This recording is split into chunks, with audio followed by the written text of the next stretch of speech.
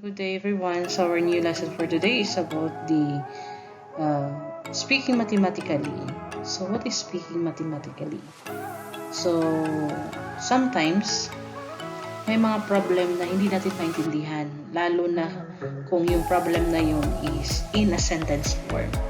So this chapter will help you to translate that problem into mathematical symbols kasi mas doon natin naiintindihan kung ano pala yung ginamin ng problem. Okay, so first is we have here variable. We need to identify first what is variables. So variables is unknown or arbitrary numbers or objects. So we can use the notation for the variables which is x, y, a, b, or a sub 1, a sub n, and so on and so forth. So hindi lang ibig sabihin pag sinabi mong variable, it is only about x and y. So you can use other notation. You can also use symbols to represent that unknown object. Okay. So remark, the meaning of a given sentence becomes clearer if we use symbolic notation.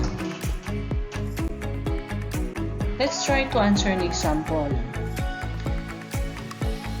Is there a number with the following property? Doubling it and adding 3 gives the same result as squaring it. If we try to observe that problem, hindi natin siya maintindihan, di ba? Mahirap siya intindihin. Pero if we are going to translate this problem into a sentence form, or in the symbol form, so doon natin makikita kung ano palang ginamin nitong problem na ito. Okay, so let's try to translate it. Sabi niya, is there a number? Okay, is there a number? Mayroon ba daw number? So we represent that number as this square here. Yan. Is there a number with the following property? Doubling it. Okay, yung doubling it is the times 2, no? I-times mo daw ng 2 and adding 3. So we have plus 3 gives the same result. Okay, gives the same result. So, ang ibig sabihin itong gives is equal. And then, same result. Meaning, itong square ang ginamin niya. No? Same result of this square here. Squaring it. Squaring it meaning exponent with 2. Squaring it, no? So, if we try changing this one here, itong box na black dyan, so we can say here, is there a number doubling it? So let's say 2y adding 3 is equal or gives the same result as squaring it. Okay. So pwedeng ganyan. So pwede. Sabi nga kanina, the variable can be a representation or symbol notation. Pwede natin gamitin yung x, y, a, b, c, d, and so on and so forth. Okay. So, another one here. Ayan.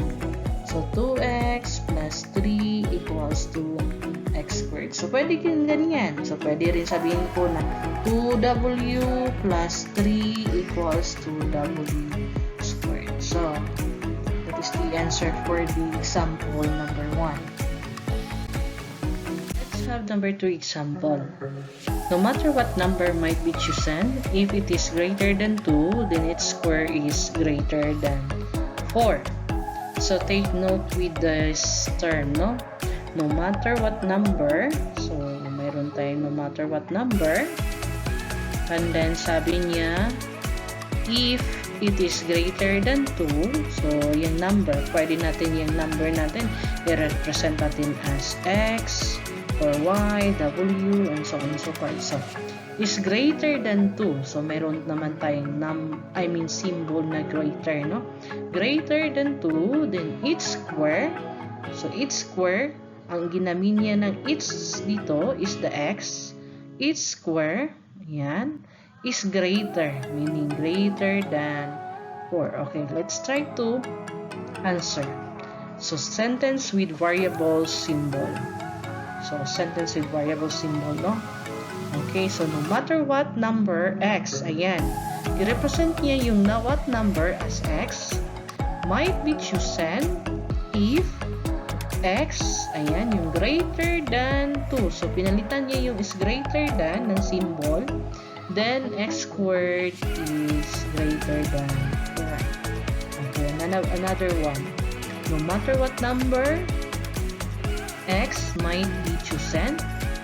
Okay, if x is greater than 2, so hindi niya pinalitan yung greater than 2, no? Remain siya. Then, its square, okay, the x squared is greater than 4. So, pwede din ganyan yung magiging form ng sentence mo. At least, you can identify ano yung ginamit niya. So, we have now the statement or proposition. So, sentence that is true or false but not both. So, if we have here an example of a statement saying, today is raining. So, the possible answer for that is only true or false depending on the situation. So, that example is what we call a statement. Kasi answerable by true or false only. So, hindi yan magiging true or false. I mean, both true and false, no? So, hindi yan magiging ganyan yung answer niya. So, let's have an example. Determine whether the given sentence is a statement or not. 3 is an even number. So, we know that 3 is not an even number, no? Because 3 is an odd number. So, this one here has only one answer, which is false. Meaning, this is an example of statement. Kasi answerable by false only, no? Hindi siya pwedeng true and hindi din siya pwedeng false. So, answerable by only one answer. Number 2 example, we have here 6 is an even number. So, we know that 6 is an even number. Why? Because 6 is divisible by 2. And this statement is a true. I mean, this one here, sentence here is a true. So, meaning this one is a statement. Okay, number 3. Babies are cute. So, what do you think about here? Babies are cute. Are all babies are cute? So, some of you will answer true, but some will answer false. Why?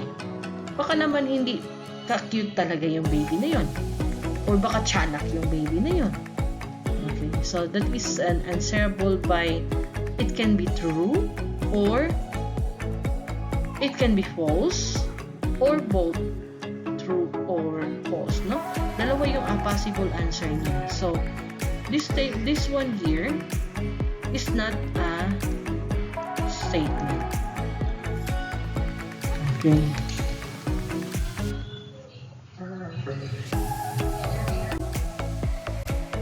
So, we have another example here. Use variables to rewrite the following sentence more formally. Are there numbers with the property that the sum of their square equals the square of their sum? So, how are you going to translate this one? So, are there. So, yung word niya na are there, no? Meaning, there are 2 or more possible variable. And then, sabi niya dito, with the property that the sum, okay, yung word na sum, which mean, yung numbers na sinasabi niya is only 2, no? The sum of number of their square, no? Okay, so, we can say that numbers are x and y, okay? Then, sabi niya naman, sum of their square. So, yan o, sum of their square equal. So, sigurado tayo mayroon tayo ng word, symbol na equal dyan. The square of their sum. Okay, so, let's try to check. Ayan. Sabi niya kasi dito, the sum of their square. Ito, di ba? The sum, ito yung square niya. I-add mo daw sila. Yan. And then, equal din daw siya sa the square of their, the square, kasi the square, yung word na the square of their sum. So, this is the symbolic form of this given statement. So, kanina sabi ko x and y. So, we can use is there, are there numbers with the property that the sum of their square, kasi nandun yung word of their square, equals to the square of their sum. Meaning, i-add mo muna x plus y and then quantity squared. So, that is the symbol for the given example. Another one, given any real number, pwede natin sabihin that is an R, okay? Each square is non-negative. So, meaning, pag i-square mo daw dito, itong R na yan, ang possible answer niya daw is non-negative. What are numbers that are non-negative? Those are numbers which are 1, 2, 3, 4, 5, 6, 7, 8, 9, 10, and so on and so forth. So, yun siya, no? So, pwedeng sabihin mo dito, given any real number R, okay, its square is non-negative. So, hindi mo naman sabihin equal 1, 2, 3, 4, and so, kasi marami siya, no? So, pwede mong isulat dito as this one. Okay, so, R squared is greater than or equal to 0. So, for example, what are positive or non-negative number? Like 1. Kung 1 yan, so 1 squared greater than or equal to 0. So, this is true. Kasi 1 squared is equals to 1 greater than or equal to 0. So, this is true. 1 is greater than 0. And then, kung sabihin mo naman na 2 quantity squared greater than equal to 0. So, what is 2 squared? That is 4, which is greater than 0. So, this is also true. So, meaning, this symbol here, yan, itong symbol na R squared greater than or equals to 0 satisfy the given statement. So, yan. Okay. So, we have here type of statement. So, we have the first one. We have the universal statement. So, typical words that used for universal statement is yung word na for all. Whereas the conditional statement is yung word na F. Okay, yan ang makita mo. Conditional kasi siya. F and then the word then. So, whereas the existential statement, yung word naman na there exists, meaning meron. Nag-exist sa statement na yan na magiging true or false your statement. Next is we have here the definition of universal statement. So again, the technical words is the word for all. So it claims or assert a certain property is true for all statement in a set. However, universal statement is a statement. Therefore, what is claimed doesn't have to be true. So, meaning, yung statement na yun, hindi lahat true, hindi din naman false. So, pwede siya true, pwede siya false, no? So, for example, all positive numbers are greater than 0. So, which means here, the statement is true. Yung sasabi niya, no? Therefore, what is claimed doesn't have to be true. Kasi dito sa number 2, sabi niya, any human dies in 1,000 years. So, totoo kaya ito? So, this statement here is false. But it can be considered as a universal statement. Kasi ito nga yung sabi niya, claim doesn't have to be true. Hindi ibig sabihin, sinabi niya, that statement is a universal statement. Hindi ibig sabihin na kailangan true talaga siya. Okay. So next here, we have the conditional statement. So conditional statement, again, typical word is F and then. So it claims or assert if one thing is true. So if one thing is true, then some other thing has also to be true. Kung sinabi niya if si ganito, so dapat true yun. And then that, okay, kailangan true then. So that is the conditional statement. So example here, if 378 is divisible by 18, then, okay, then 378 is also divisible by 6. So how true kaya ito? We know that 18 has a factor of 3 times 6, no? Which is equals to 18. So meaning, kung divisible siya by 18, then it is also divisible by 6. Pwede rin sabihin niya dito na then 378 is divisible by 3. Kasi ang factor ng 18 is 3 and 6. Okay, yan. Then if the 3 bears apple, then it is blossom. So it can be either true if the 3 bears apples, then yung season daw doon is blossom. So pasensya na sa background ng daming batang ingay. Okay, so next we have here existential statement.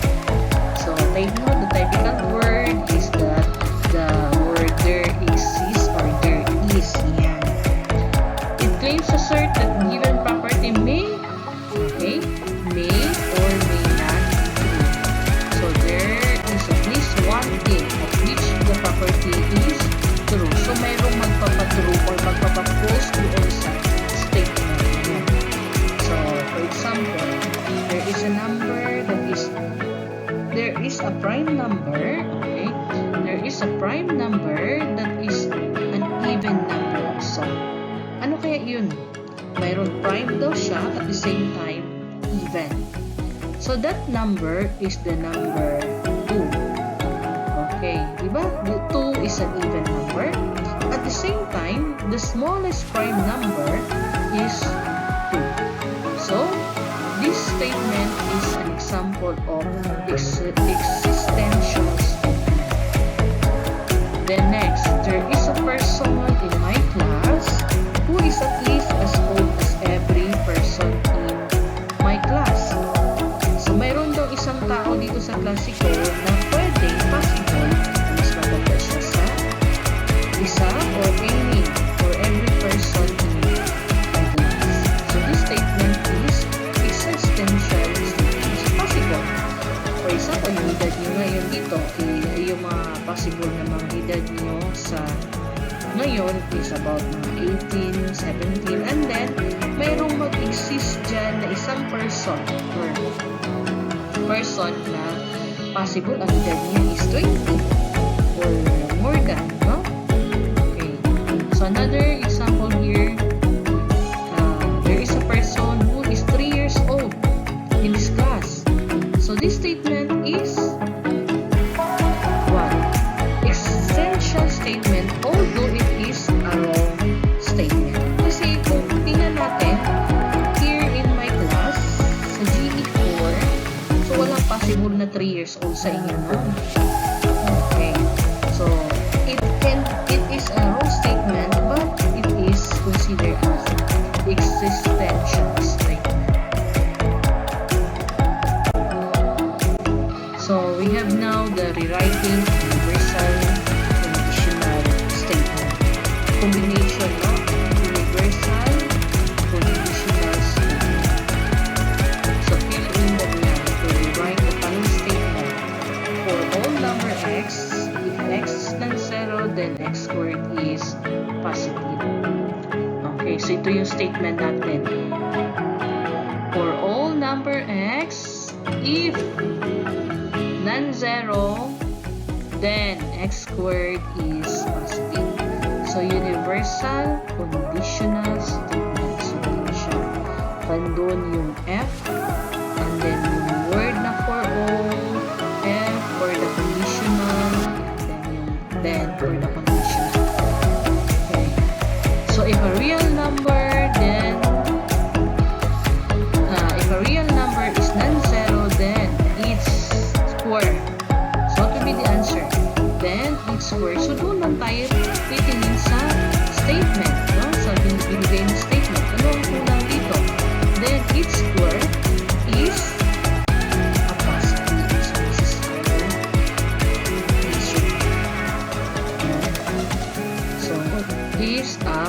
So, ano galing? So, doon sa statement, no? For all number x, if x is non-zero, then x squared is positive. Okay, next. For all non-zero real number x, okay, anong missing?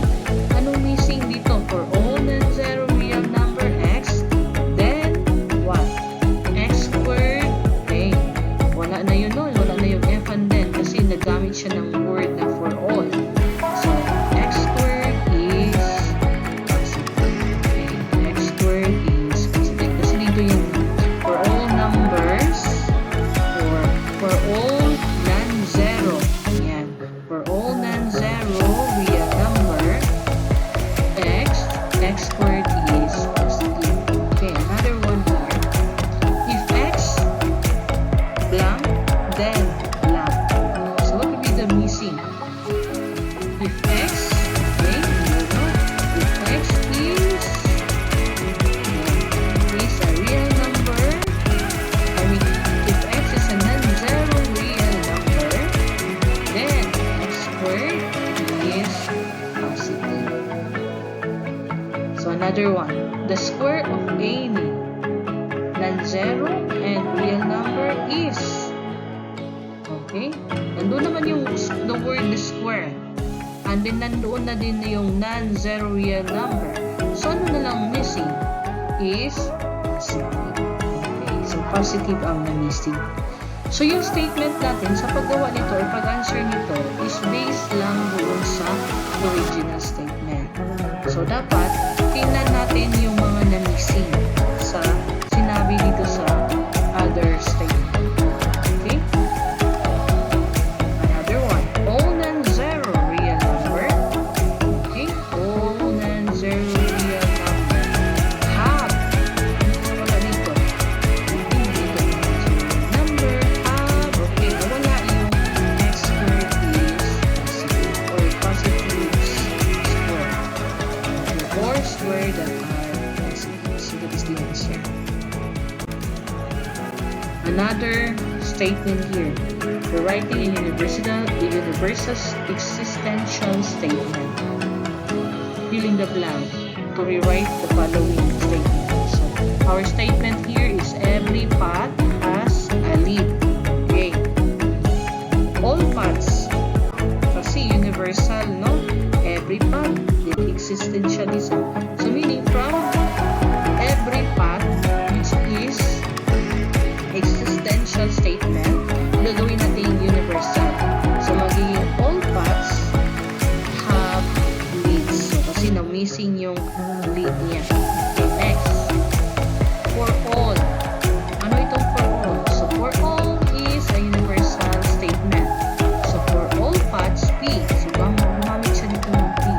So kailangan meron din tayong i-represent sa lead. No? Kasi dito, every path. Dito naman sa second statement niya, for all paths P, there is a lead. Okay. A lead for P. Para sa P.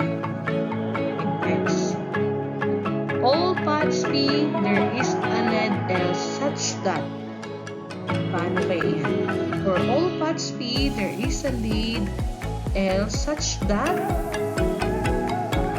L, okay, yun. Ginamitan niya ng L yung lead. So, meaning, i-change mo din yun. L is a lead for okay, so next. The writing an existential universal statement. Kanina is universal and then existential statement. For example, fill in the blank to rewrite the following statement. So our statement here, there is a person in my class who is at least as old as every person. So here, some blank is kasi existential. So yung mga word dyan is kanina yung universal is for all dito sa existential is some. Yan, there is. So some blank is at least as old as some person least as old as every person in my class. Pinalitan niya na, wala siyang pinalit dito. Ang pinalitan lang niya dito is there is lang, no? Pinalitan niya na some person in my class is at least as old as every person else. So next is we have here, there is a person P in my class such that P is blank. So ano yung missing piece dito? So there is a person P in my class such P that is as old as every person in my class. So yun ang tandaan mo, yung missing piece from the original statement and then doon sa bagong statement. So ano yung kulang? Okay, next. There is a person P in my class with the property that for every person Q in my class, P is what? At least as old as Q. Yun, wala kasi yung word doon na at least as old. And then, yung person na yun, gi-represent niya as Q.